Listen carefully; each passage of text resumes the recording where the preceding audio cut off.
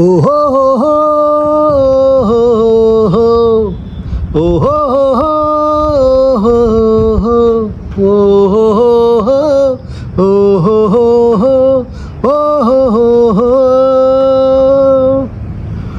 Welcome to Gannavaram international airport.